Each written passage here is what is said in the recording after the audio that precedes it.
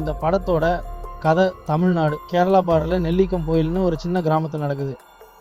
இந்த ஊரில் ஒரு பயமுறுத்த நம்பிக்கை இருக்குது. ராத்திரி நேரம் எல்லாம் ஊரோட காவல் தெய்வமாக ஒரு மர்மமான உருவம் வானத்தில் பறந்து காவல் காக்குதுன்னு மக்கள் நம்புகிறாங்க.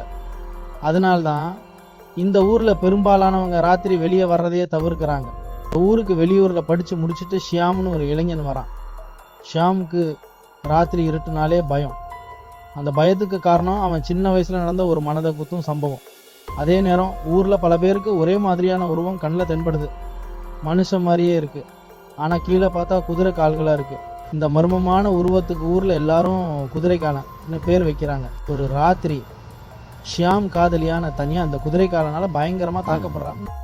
அந்த சம்பவம் ஷியாமோட வாழ்க்கையே திருப்பி போடுது. இவன் யாராக இருந்தாலும் இவனுக்கு தண்டனை வாங்கி தரணும்னு தனியாக சொல்லும்போது பயந்தவனான ஷியாம் தைரியத்தை திரட்டி ஒரு முடிவு எடுக்கிறான். இந்த குதிரைக்காலம் உண்மையிலே அமானுஷ்யமா இல்லை, ஒரு மனிதனான்னு ஒரு பழைய சர்க்கஸ் கலைஞனோட கதையையும் ஊரில் நடந்த 20 வருஷத்துக்கு முந்தைய சம்பவங்களும் இதுக்குள்ளே இணைஞ்சிட்டு வரான். இருட்டுக்கு பயந்தவன் அதே இருட்டுக்குள்ளே ஒரு பயங்கர சைக்கோவை எதிர்கொள்ள முடியுமா? குதிரைக்காலன் யார்? அவன் நோக்கம் என்ன? ஷியாம் தனியாவை காப்பாற்றினானா இல்லையா?